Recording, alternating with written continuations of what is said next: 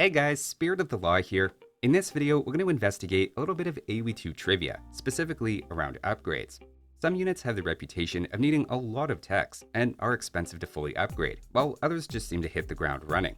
To that end, we're going to look at some of the cheapest units to fully upgrade, along with the most expensive, of course, with then a few surprises to highlight along the way.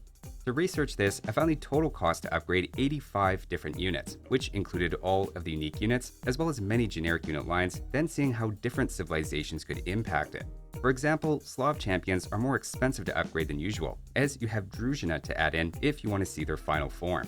For that reason, I hope it's obvious that just because upgrading something costs more in total doesn't necessarily say something bad about that unit. Slav champions are perfectly fine without their unique tech, it just gives them a higher ceiling, able to beat even Japanese champions on a large scale. On the other hand, the most common explanation for why cataphracts are relatively uncommon in 1v1s is they're very expensive to upgrade, and that was one of the units I was actually most interested in seeing if it would make the top 10. I won't leave you in suspense, they were actually number 20 out of 85. With that though, let's start with the cheapest units to upgrade first, which should put what comes later into better perspective. Some less interesting answers here, of course, would be the Bombard Cannon or Trebuchet for civs without siege engineers, or Turk Spearmen, Petards, etc. Ignoring these somewhat trivial cases, the first unit worth noting, I think, is the Turks' Elite Janissary. Despite being a very powerful unit, they actually just end up having the Archer armor and Elite upgrade to grab, not even being affected by ballistics or chemistry, and in fact, even end up being technically cheaper to fully upgrade than Spanish Archers.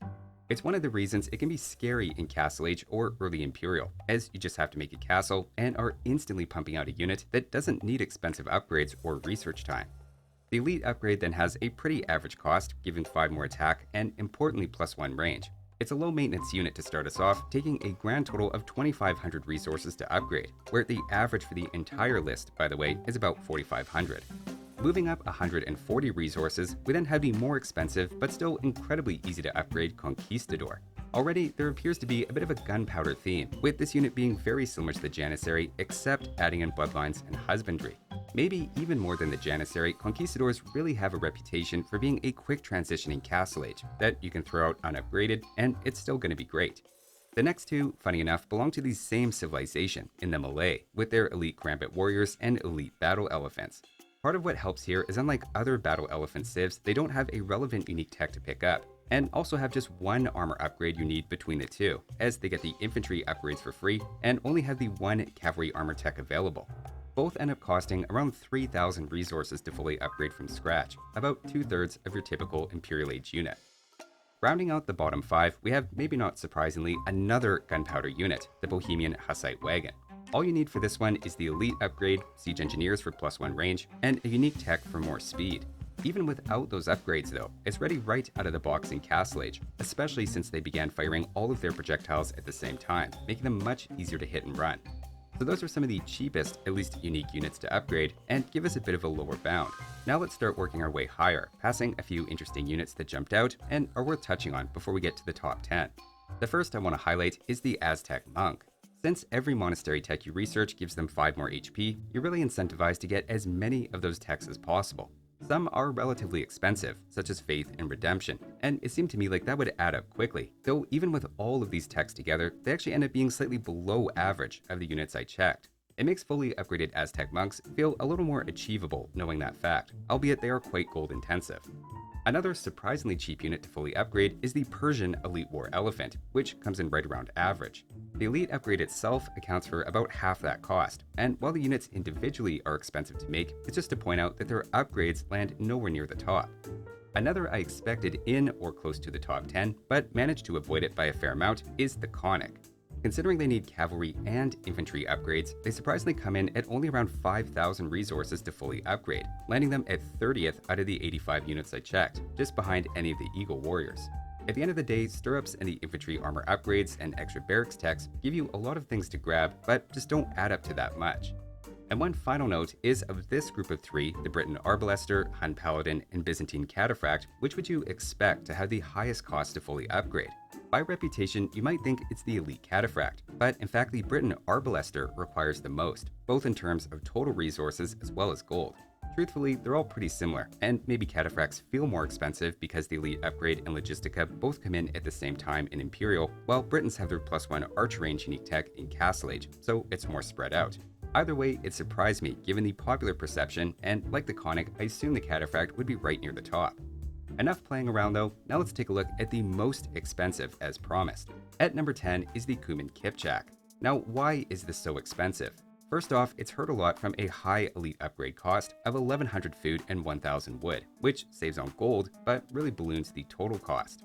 Cavalry archers by their nature are just relatively expensive, with not only blacksmith upgrades, but then stable upgrades like bloodlines, archery range upgrades like thumbring and Parthian tactics, then adding in the university techs, ballistics, and chemistry, which are technically required to fully upgrade. It all adds up, and we'll see a few cavalry archers in the top 10, though not the Mangadai, despite being one of the most feared fully upgraded unique units in the game. Next up at number 9 is the Viking Elite Longboat. Now this might not be one you expected to see here. The Elite upgrade isn't too expensive, Vikings lack shipwright, so we don't need to include that costly tech, and they take just some of the archer relevant upgrades like Bracer. What pushes them into expensive territory though is the relatively new Viking unique tech in Imperial Age Bux Vigar, giving them +1 attack.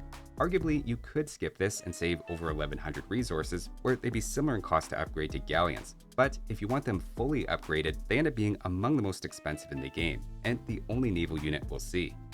Costing just 25 more in total than that, moving on to number 8, we have Briton Longbows. While you save on not needing thumbring, and they get +2 range for free from a Civ bonus, they're still just plain expensive to tech into. Their elite upgrade is a little above average in cost, plus the unique tech has to be thrown in there as well. It really adds the difficulty of getting them rolling. Even if their 12 range ceiling is quite high, you do end up paying a lot for it. Adding 28 resources more to the total, at number 7 we have the Chinese Elite Chuko Nu. If anything, I'm slightly underestimating the cost of this, as I'm using the Imperial Age Chinese discount on all techs, but the impact should be relatively small, as that's when most of the big ticket items arrive. Between an expensive elite upgrade, an expensive unique tech for more attack, on top of a very wide tech tree, there's a long list of things to grab for this unit. At the same time, it's not particularly scary in Imperial Age until these techs start to come in, and you kind of have to get things like rocketry and thumbring if you want them to be anywhere close to their potential. Moving on at a little over 200 more resources in total, we come to the Roman Centurion at number 6. Their elite upgrade is pretty pricey to begin with, definitely on the high end at 2000 resources, but again, it's a unique tech that really pushes the price up among other cavalry unique units, with Commuta Tenseis giving it a charge attack and faster training for 1500 resources. Without that last tech, it would otherwise be actually very close to a paladin to fully upgrade, and theoretically this is unique tech you could skip depending on your number of castles and how tight you are for resources. Altogether though, they come out as the most expensive melee cavalry to upgrade in the game. Next up, costing 60 more resources than that, at number 5 is the Celt Siege Onager. There are a few very similar costing siege onagers that I'm actually lumping together here, notably Ethiopians and Mongols, but Celts beat them out ever so slightly. There's no way around it, Siege Onager is an expensive upgrade, with going from Mangonel to Siege Onager costing about 50% more than going from Knights to Paladins. Siege Engineers then isn't cheap, and neither is their unique tech, but in team games, Celt Siege Onagers can absolutely be worth every penny. Moving on to number 4, we have the Elite Elephant Archer, specifically for the Gurjars. There's a lot of techs that go into this one, including 1500 resources to give them +4 melee armor, landing them quite high on the list. I didn't even have to include their unique tech, lowering their food cost to get here, but that's another 950 resources in theory.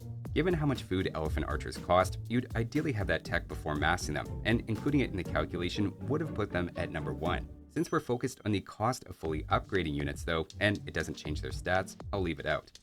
Next up, at number 3, costing 100 more resources than that, is the Berber Camel Archer. The unit itself is pretty cheap, at 50 wood and 60 gold, but like any cavalry archer, the upgrades start to add up, and there aren't obvious ones you can reliably skip. You then throw in a unique tech to regenerate HP, and it altogether just ends up being a big investment. We could then include Casbah to make it even higher, as it then makes them easier to mass, but again, that's a training speed thing, and not upgrading the unit itself, so I left it out. Moving on to number 2 is a unit I think a lot of people would have expected to be the most expensive, and that's the Bengali Wrath.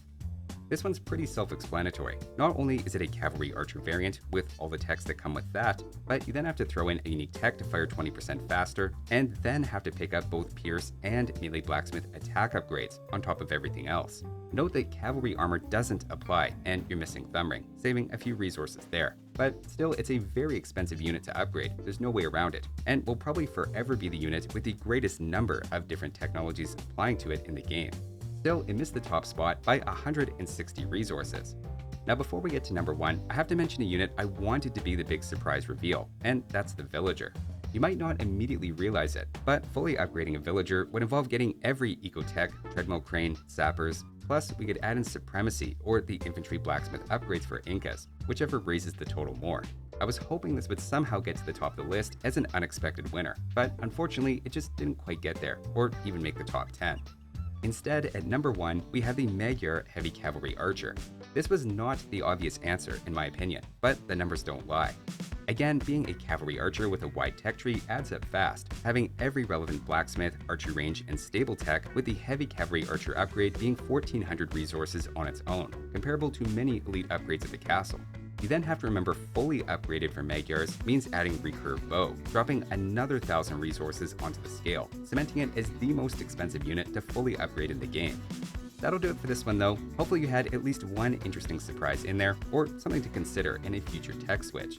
Hopefully this also puts an end to the cataphract and conic slander. Thanks for watching, and I'll see you next time.